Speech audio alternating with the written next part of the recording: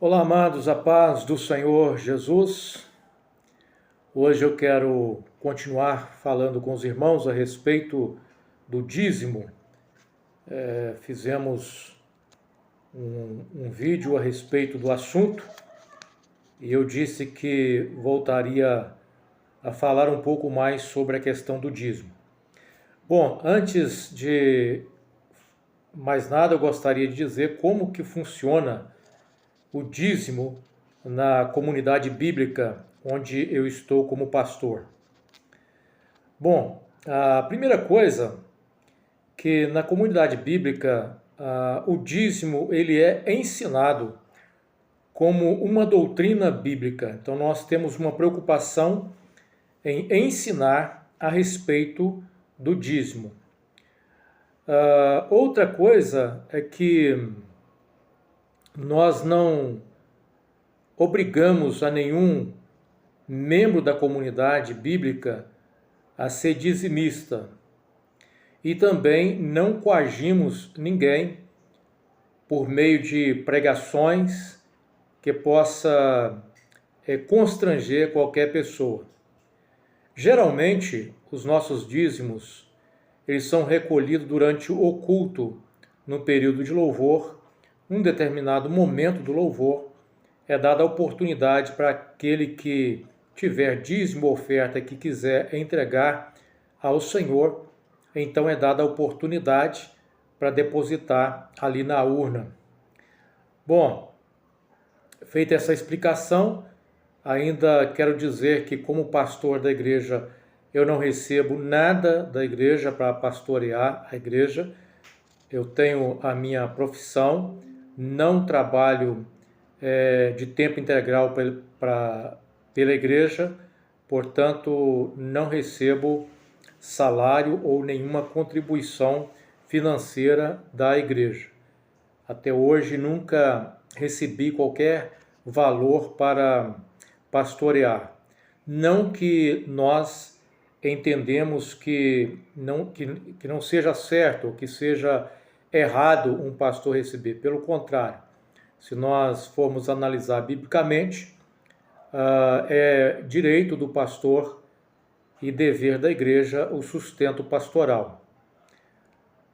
Bom, feito essas observações, vamos falar mais um pouco então sobre essa questão do dízimo. Sabemos que falar de dízimo nos dias atuais não é fácil. Muitas pessoas criaram uma resistência com relação ao dízimo devido à avareza de muitos corações de líderes que aproveitam da doutrina do dízimo para explorar a boa-fé dos membros de suas comunidades. Claro que toda regra tem exceção. Também existe a avareza por parte daqueles que relutam em ofertar para a causa do Senhor. O dízimo é uma obrigação? O dízimo sempre foi uma obrigação? Vamos começar com essa pergunta. O dízimo sempre foi uma obrigação? Não. Antes da lei de Moisés, o dízimo ele foi entregue de forma voluntária. Nós temos uma passagem bíblica onde Abraão entrega o seu dízimo ao Senhor depois de uma grande vitória numa batalha. Isso foi feito de forma voluntária, sem nenhum constrangimento. Depois também nós temos o episódio de Jacó, quando ele faz um voto a Deus, que se Deus desse a ele a vitória que ele estava buscando, Deus seria o seu Deus e ele daria então o dízimo de tudo. Mais uma vez, também de forma voluntária. Além dessa voluntariedade que existia antes da lei do Senhor, também nós percebemos por essas duas passagens a gratidão, ou seja, um ato de gratidão no reconhecimento da bênção que vem de Deus. Também percebemos o reconhecimento da autoridade do Criador, aquele a quem pertence todas as coisas. Já no período da lei, o dízimo passou a ser, então, algo obrigatório. E essa obrigatoriedade do dízimo no período da lei não excluía a consciência do reconhecimento do autor das bênçãos, daquele que é o provedor, daquele que é o dono de todas as coisas, e também o aspecto de gratidão.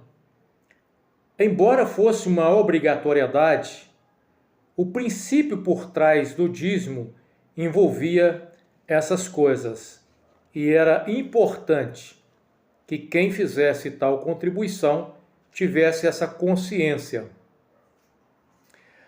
A consciência de que existe um provedor. E quem é o provedor? Quem é aquele que sustenta a vida do homem, senão aquele que é o Criador de todas as coisas, o sustentador da vida do homem. E é aquele que é dono de todas as coisas. Logo, tudo pertence a ele, nada nos pertence.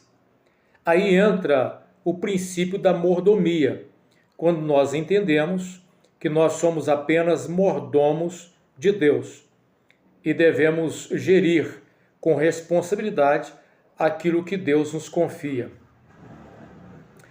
Em Levítico, no capítulo 27, mais especificamente no versículo de número 30, nós vamos encontrar uma afirmação a respeito do dízimo como algo que pertence ao Senhor, como uma oferta santa ao Senhor. Então, o dízimo é uma oferta santa ao Senhor, pertence ao Senhor. Nós encontramos todas as dízimas são do Senhor. Então, todos os dízimos são do Senhor. Todos os dízimos pertencem ao Senhor. É justamente por isso que na passagem de Malaquias, quando o povo deixou de entregar o dízimo a Deus, Deus então disse que o homem estava roubando a ele com relação ao dízimo, uma vez que todos os dízimos pertencem ao Senhor. No 27, no Levítico 27, 34, nós vamos perceber que o dízimo passou a ser um mandamento para os filhos de Israel. Deixar de entregar o dízimo a Deus seria, portanto, uma quebra de mandamento ou uma desobediência que implicaria numa infidelidade ao seu Deus. A finalidade do dízimo.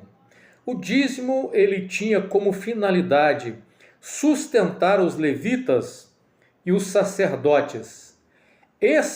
A tribo de Levi não recebeu herança na distribuição das terras.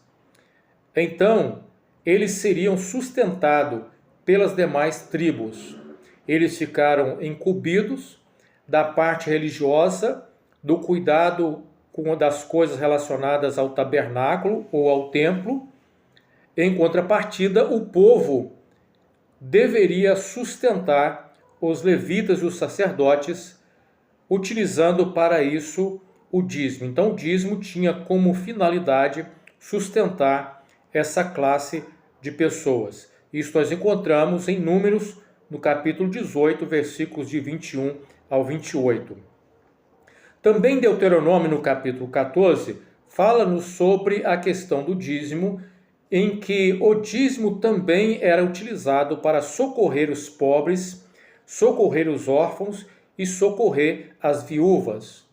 Então, diferentemente da nossa realidade hoje, onde nós temos recursos, muitas das vezes, que vêm dos recursos sociais, políticos do governo para auxiliar essas classes de pessoas, naquela época, era a responsabilidade do povo suprir a necessidade dessas pessoas.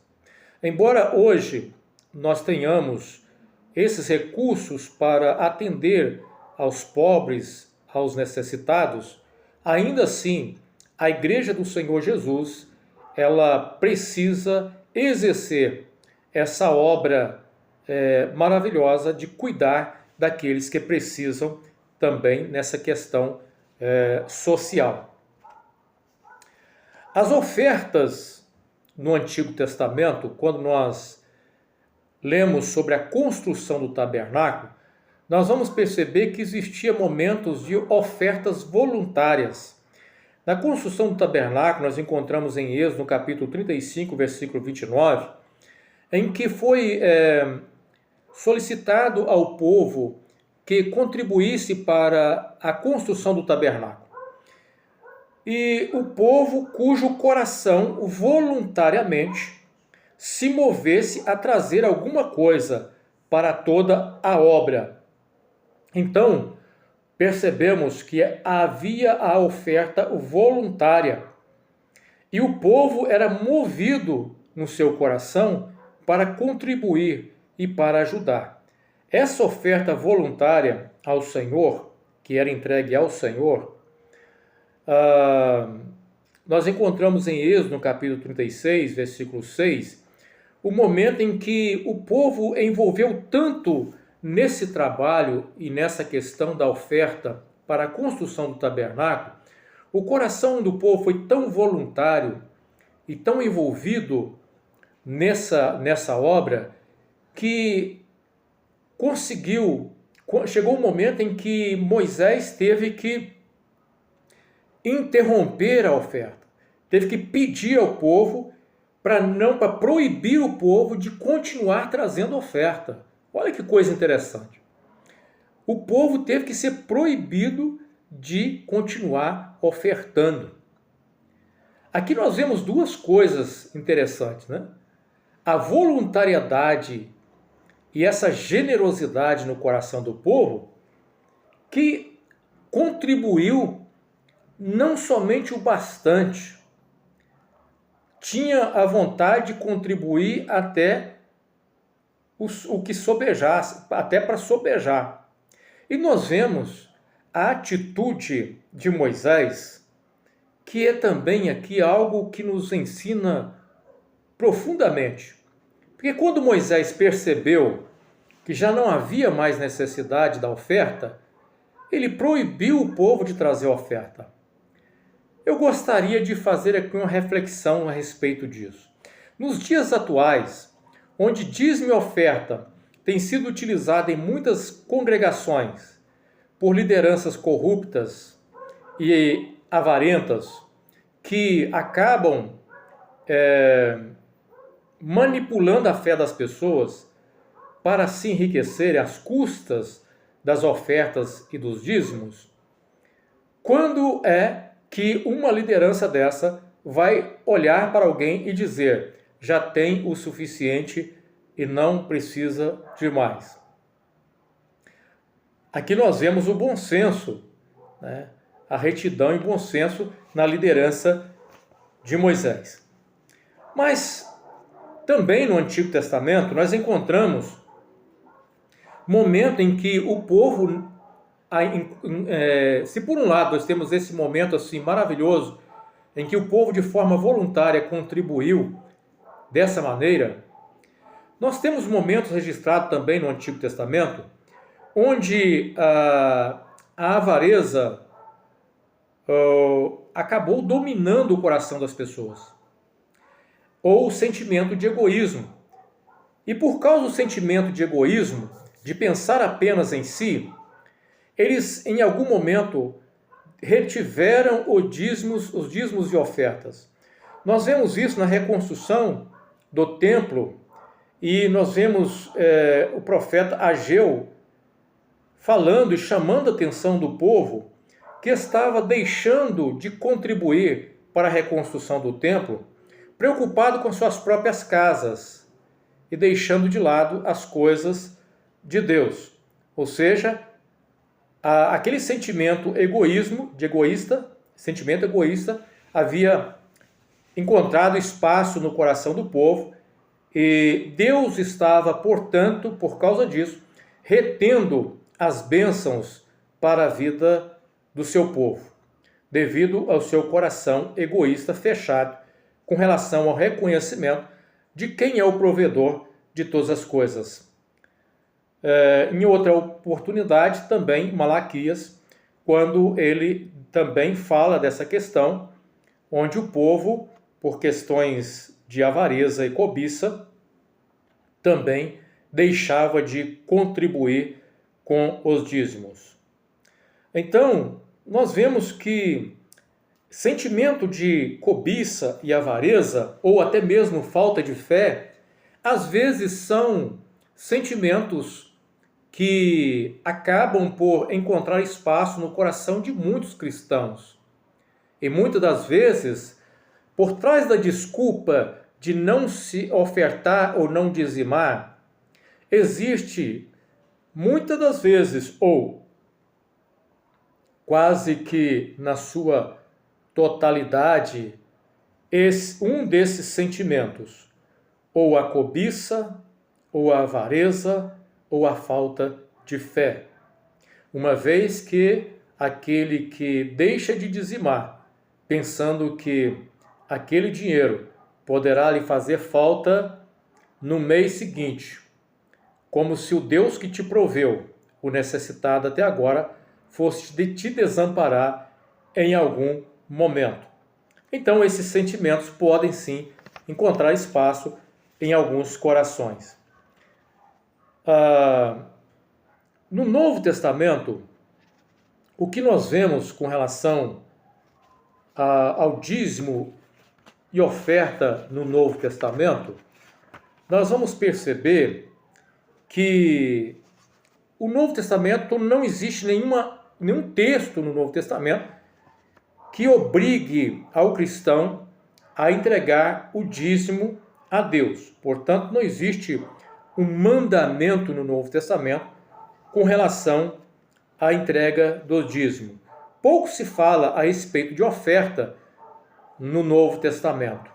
E com relação ao dízimo, se fala nos Evangelhos, mas quando é mencionado o dízimo nos Evangelhos, ainda está no período da lei, portanto não devemos considerar como algo tratado no período da graça ou do Evangelho propriamente dito. Mas nós temos uma outra passagem no Novo Testamento que fala de dízimo pouco, mas que deixa para nós uma ideia de que o dízimo ainda estava em vigor no Novo Testamento. Essa é a passagem que se encontra em Hebreus, no capítulo 7, versículo de número 8. Hebreus, capítulo 7, versículo de número 8, nós vamos encontrar, deixa eu me ver aqui, se é o 7, 8 ou é o contrário aqui.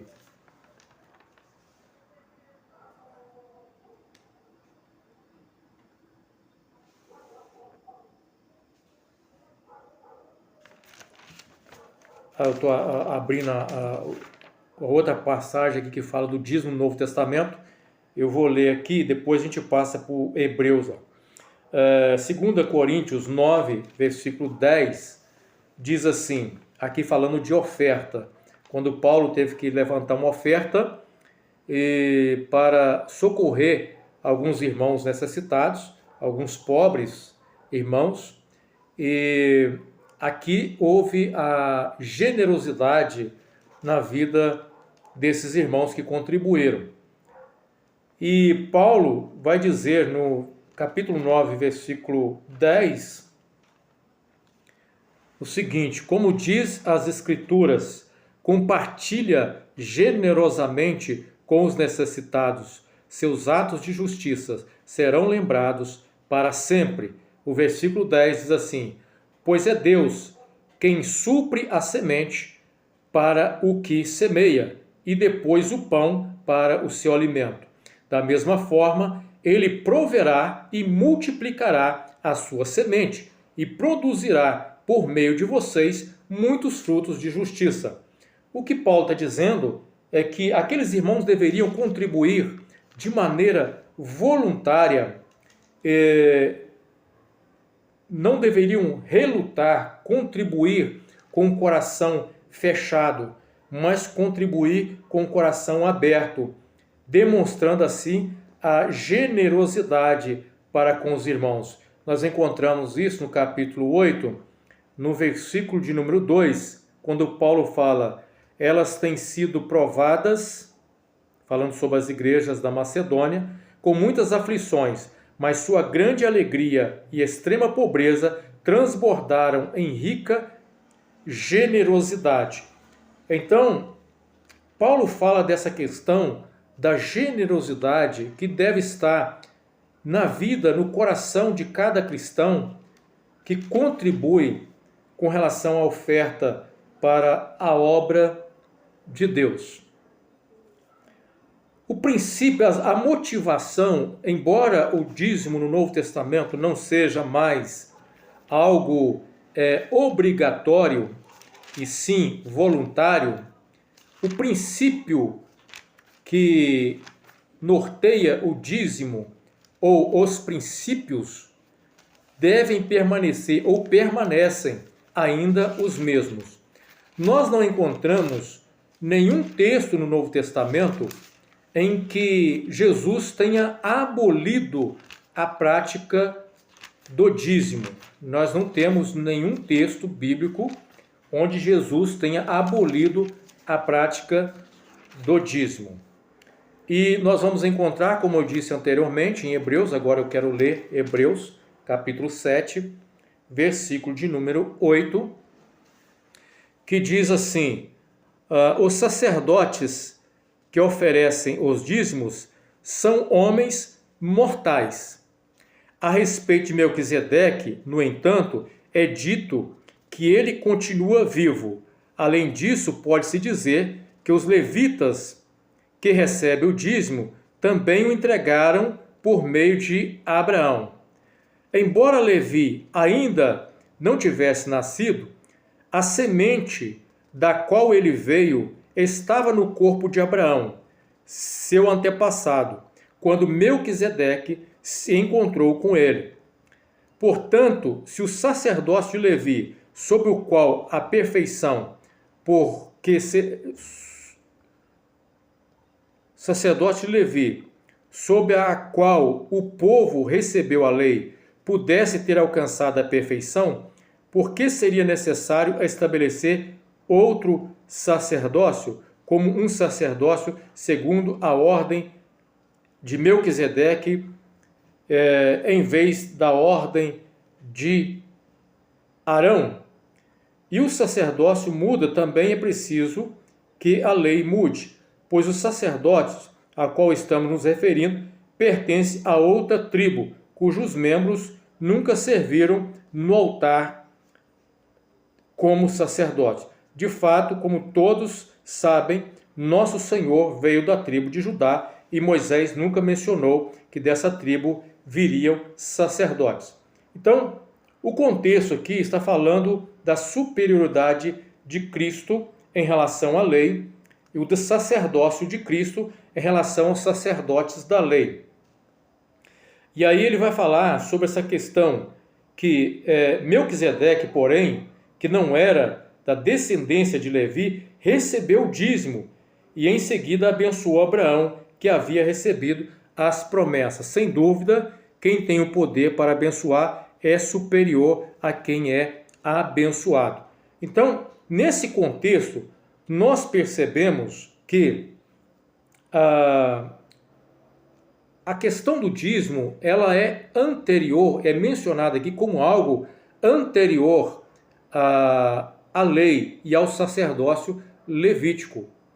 Portanto, ela está relacionada ao sacerdócio de Melquisedeque. E esse sacerdócio Melquisedeque apontava para Cristo. Hoje, nós entregamos o dízimo. E entregamos o dízimo ao Senhor. O Senhor é quem recebe, o Senhor Jesus é quem recebe esse dízimo. O princípio do dízimo,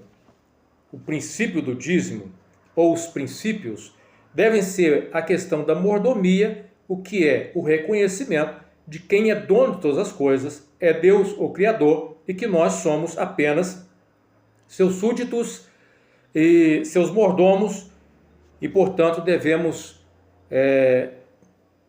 ofertar como gratidão ou entregar o dízimo como reconhecimento de mordomo que somos e que tudo pertence a Deus, incluindo o dízimo que nós entregamos.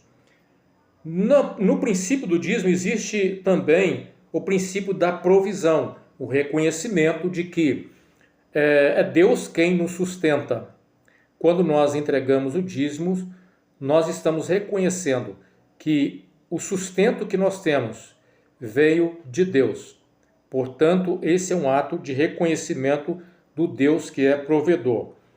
Temos o princípio da gratidão, que também deve nortear toda a oferta ou dízimo do cristão. E o princípio da generosidade, como já foi falado aqui, com relação até à carta de Paulo aos Coríntios, a questão da generosidade que deve mover também o nosso coração. Então, nós precisamos pensar que a ideia do dízimo, ou os princípios do dízimo, deve ser aquilo que motiva a nossa entrega de dízimo ou oferta. A motivação deve estar fundamentada nesses princípios. Nós não podemos entregar uma oferta fundamentado num desejo egoísta de querer barganhar com Deus, de querer enriquecer, uma vez que nós entregamos as ofertas e a palavra de Deus diz que Deus tem o prazer em multiplicar a sementeira daquele que reconhece a providência de Deus, ou a soberania de Deus, a graciosidade de Deus, ou aquele que é o autor de todas as bênçãos que nós alcançamos. Existe uma promessa de bênção para quem entrega ou dízimos de ofertas? Sim, existe, como nós vemos aqui e foi lido. Nós não podemos ter como motivação para a entrega do dízimo a ideia da avareza.